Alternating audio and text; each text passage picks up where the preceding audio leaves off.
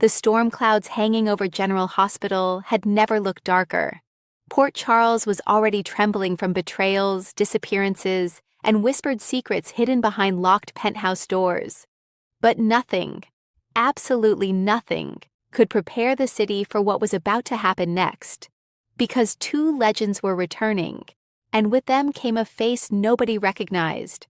A stranger whose arrival would ignite a chain reaction powerful enough to change Port Charles forever.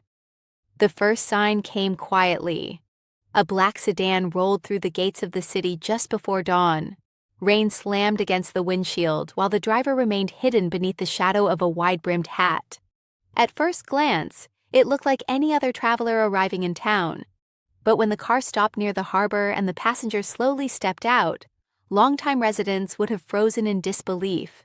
It was him, a man once believed gone for good, a legend whose name had once dominated every whispered conversation in Port Charles. The camera would slowly rise as he looked across the water with haunted eyes. Home, he muttered darkly. The man was none other than Lucky Spencer. But this wasn't the Lucky people remembered. No charming grin, no reckless spark, no warmth. This version of Lucky looked broken. Years away from Port Charles had clearly scarred him. His beard was rough, his expression hardened, and a deep scar cut across his hand like a permanent reminder of violence. Whatever happened to him while he was gone had changed him completely, and he hadn't returned for a reunion. He had come back for war. Meanwhile, across town at the Metro Court, another shockwave was about to hit.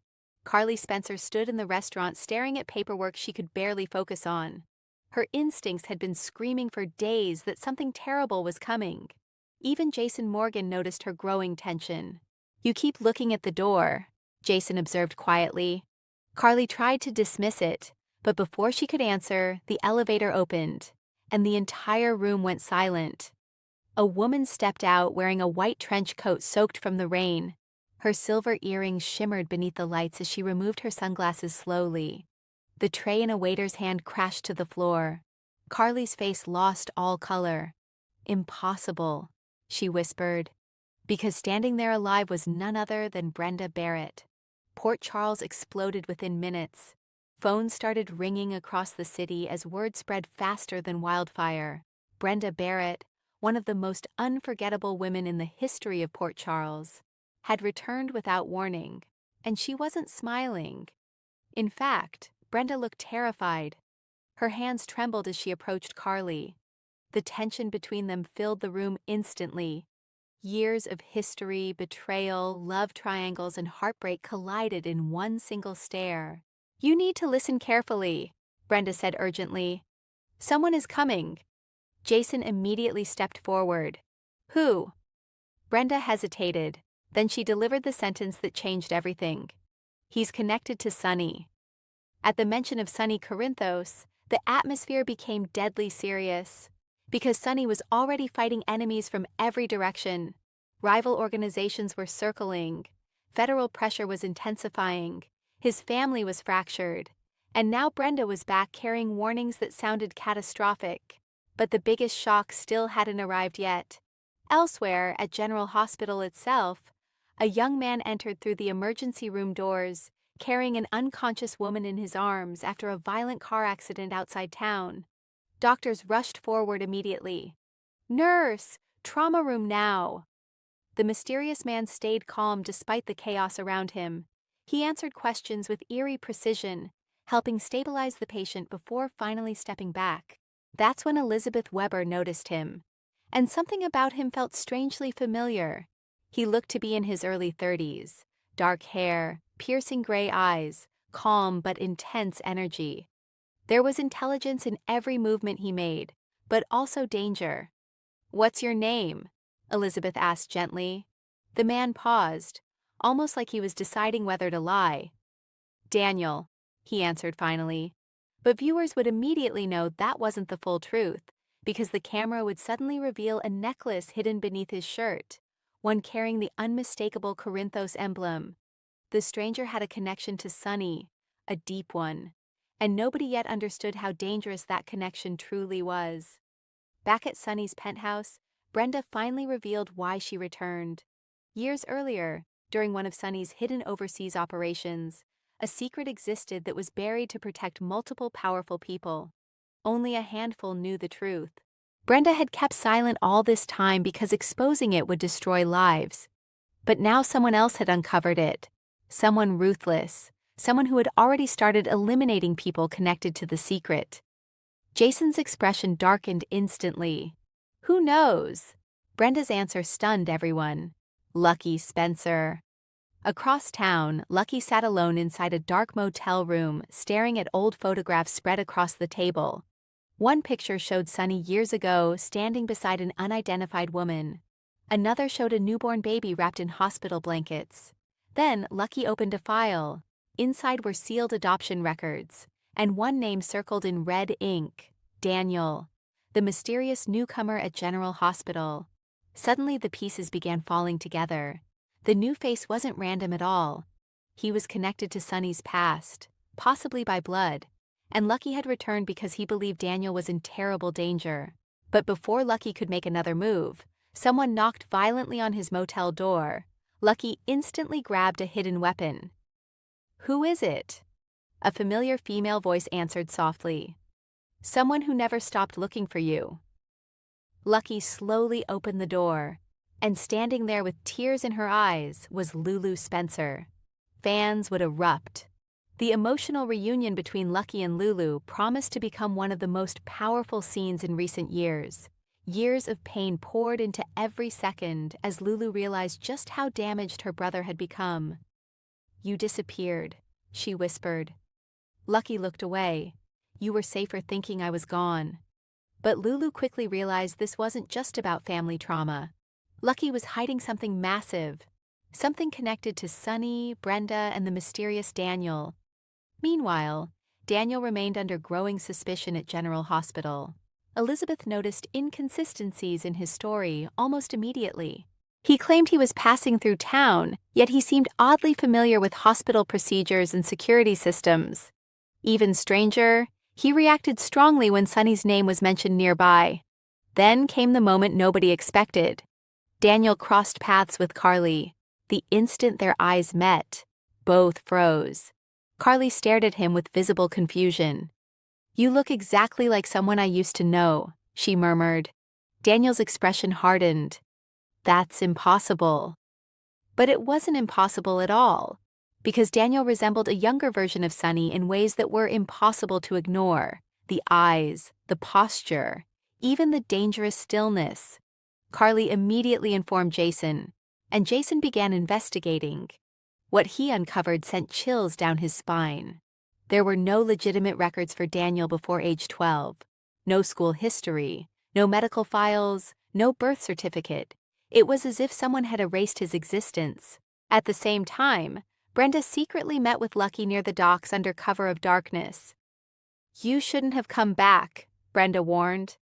Lucky laughed bitterly. "You think I had a choice?" Brenda's voice shook. "If Sunny finds out the truth before we're ready, this city will explode." Lucky stepped closer. "He deserves to know he has another son." The reveal would devastate viewers. Daniel wasn't just connected to Sunny. He was Sunny's biological son from a secret relationship buried decades earlier. And the reason for the secrecy was horrifying. Daniel's mother had allegedly died protecting him from enemies tied to organized crime. To keep the child alive, powerful people arranged a hidden adoption and erased every trace of his identity. But someone had finally uncovered the truth. And now Daniel was being hunted. Back at the hospital, tension escalated rapidly when Daniel found himself cornered in the parking garage by armed men. The attack happened fast. One thug lunged forward with a knife. Daniel reacted with shocking precision, disarming him instantly and slamming another attacker against a car with military-level combat skills. Elizabeth, arriving unexpectedly, witnessed everything. Her eyes widened in terror. "Who are you?" Daniel looked devastated that she saw it. But before he could explain, gunshots erupted through the garage. Chaos exploded. Jason arrived just in time to return fire while Daniel shielded Elizabeth from danger. The attackers fled. But the damage was done. Jason now knew Daniel wasn't an ordinary stranger. He had training, deadly training. And that meant the threat surrounding him was real. Later that night, Sonny finally came face to face with Daniel for the first time. The atmosphere became electric instantly. Sonny studied the young man carefully while Daniel struggled to maintain composure. Neither fully understood why the encounter felt so overwhelming emotionally. Then Sonny noticed the necklace. His face changed immediately. "Where did you get that?" Daniel instinctively grabbed it protectively. "It belonged to my mother." Sonny stared in stunned silence because he recognized it instantly. Years ago, he had given that exact necklace to a woman he once loved deeply, a woman who vanished suddenly without explanation. Brenda watched from nearby with tears forming in her eyes. The truth was finally unavoidable. But before Sonny could ask another question, explosions rocked the harbor. Fire consumed part of Pier 55 as screams echoed across the waterfront. The enemy had arrived, and they were sending a message. Port Charles was no longer safe. The next day, fear spread throughout the city. Police investigations intensified while Sonny's organization scrambled to identify who attacked the harbor. But Lucky already knew. A powerful international crime figure named Victor Draven had resurfaced. Draven had spent years searching for Daniel because Daniel unknowingly possessed information connected to hidden offshore accounts worth hundreds of millions. Those accounts traced back to corrupt operations involving several dangerous organizations. And Daniel himself didn't even realize he carried the key. Hidden inside the necklace was an encrypted data chip, the very thing Draven was hunting. Suddenly, Daniel became the most targeted man in Port Charles. Carly pushed Sonny to accept the truth about Daniel immediately, but Sonny hesitated emotionally. The possibility of having another son terrified him, especially one dragged into violence before even learning the truth. Jason, meanwhile, remained cautious. He could still be lying. But Brenda defended Daniel fiercely. "He's innocent in this." Lucky disagreed. "No one raised in hiding stays innocent forever." The conflicts between the returning legends immediately reignited old tensions throughout Port Charles. Brenda and Carly clashed repeatedly. Lucky's bitterness toward Sonny resurfaced. Lulu tried desperately to hold her fractured family together. And through it all, Daniel struggled with the impossible revelation that his entire identity was built on lies. One heartbreaking scene would show Daniel alone at the hospital chapel, staring silently at candles flickering in darkness. Elizabeth found him there. "You don't have to face this alone," she told him softly. Daniel finally broke emotionally. "My whole life, none of it was real." Elizabeth reached for his hand, and viewers immediately sensed a powerful new romance beginning to form. But danger closed in fast. Victor Draven soon arrived in Port Charles personally, and he was unlike any villain the show had introduced in years. Cold, elegant, terrifyingly patient. Draven didn't storm into town with loud threats. He moved quietly, manipulating people from the shadows. One by one, he targeted Sonny's allies while collecting leverage against everyone connected to Daniel. Then came another shocking twist. Draven secretly approached Nina Reeves with devastating information capable of destroying Carly permanently. At the same time, he manipulated fragile tensions within Sonny's family, pushing Michael and Dante toward confrontation. Everything was spiraling. Meanwhile, Lucky uncovered evidence suggesting someone inside Sonny's inner circle had betrayed Daniel years ago, and the suspected traitor was someone fans would never expect. Jason. The accusation exploded violently. Lucky confronted Jason directly at the warehouse district. "You helped hide him." Jason denied it immediately, but Lucky revealed classified records proving Jason transported a child under a false identity years earlier, after a deadly incident overseas. Jason looked shaken for the first time in years, because part of it was true. Long ago, Jason helped protect a child connected to Sonny without knowing the full story. And now that buried secret had returned to destroy them all. Sonny eventually confronted Brenda privately. "You knew," he said quietly. Brenda cried openly. "I was trying to save him."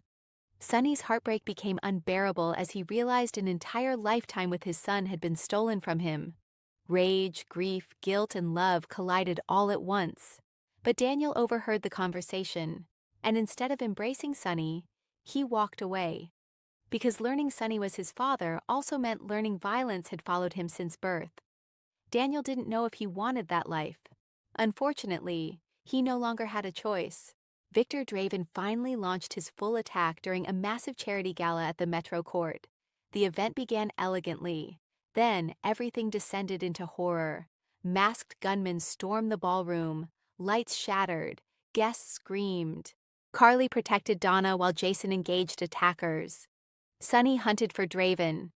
Brenda desperately searched for Daniel. Lucky and Lulu became separated in the chaos. Then the unthinkable happened. A sniper targeted Sonny from above. Daniel saw it first. Without hesitation, he threw himself in front of his father. The gunshot echoed through the ballroom. Daniel collapsed instantly. Sonny caught him before he hit the ground. "Stay with me," Sonny shouted desperately.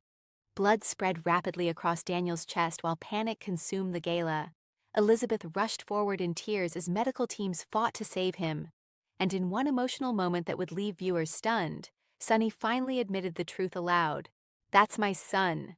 The revelation exploded publicly across Port Charles. Everyone heard it. Everyone. The fallout promised to reshape every relationship in town forever. At General Hospital, surgeons battled to save Daniel while Sonny refused to leave the waiting area. Brenda sat nearby devastated. Lucky blamed himself. Carly tried to hold everyone together. Then Draven delivered one final cruel blow. A message appeared on Sonny's phone. "You can save your son, or protect your empire, not both." Sonny realized Draven's real goal was never money. He wanted Sonny broken emotionally, and he was succeeding. As Daniel drifted between life and death, hidden memories resurfaced inside Sonny's mind. Memories of Daniel's mother, of promises made long ago, of the family he failed to protect. For the first time in years, Sonny looked truly defeated. But Daniel surviving the surgery would change everything.